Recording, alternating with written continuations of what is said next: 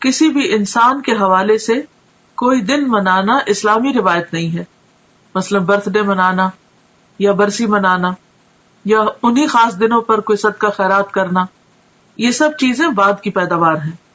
صحابہ کرام ان چیزوں سے بہت آگے تھے، ان کی زندگیوں میں ایسی مصروفیات نہیں تھی. اسی وجہ سے انہوں نے بڑے بڑے کام کیے، دین کی بڑی خدمت کی. آج ہم میں سے اکثر لوگ وقت کی کمی کا شکایت کرتے ہیں کہ وقت نہیں ہے، تو اس کی بھی اصل وجہ کیا ہے؟ اس کی بنیادی وجہ ہمارا غیر ضروری، غیر متعلق چیزوں میں اپنا وقت لگانا ہے یا اپنا مال لگانا ہے. جہاں صدقہ کی ضرورت ہوتی ہے وہاں ہم صدقہ نہیں کرتے، بھوکے کو کھانا نہیں کھلاتے، یتیم کی پرورش سے جی چراتے ہیں.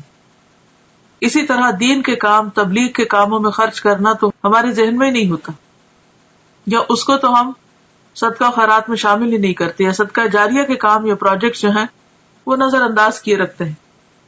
یعنی اوور آل جو امت کی حالت، اسی وجہ سے ہماری حالت دیکھنے کے قابل ہے. لیکن پھر ہمارا مال کہاں جاتا ہے؟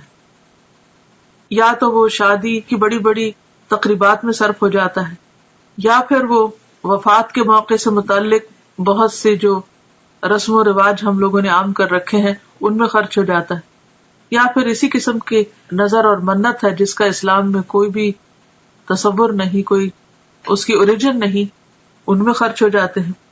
ایک قول ہے کہ البدعۃ تمیت السنہ، بدعت جو ہے وہ سنت کو ختم کر دیتی ہے، سنت کی موت ہے. یعنی کوئی بھی سنت رواج نہیں پا سکتی اگر کہیں پر بدعت چھائی ہوئی ہو. تو یہ عام سمجھ میں آنے والی کامن سینس کی بات ہے کہ اگر آپ اپنے وقت کو یا اپنی جگہ کو یا اپنے کسی بھی کام کو غیر ضروری چیزوں سے اسٹف کر دیں گے، بھر دیں گے، اور غیر متعلقہ چیزیں اس میں کرنے لگیں گے، تو جو اصل چیز ہے یا اہم کام ہے وہ نہیں ہو سکے گا.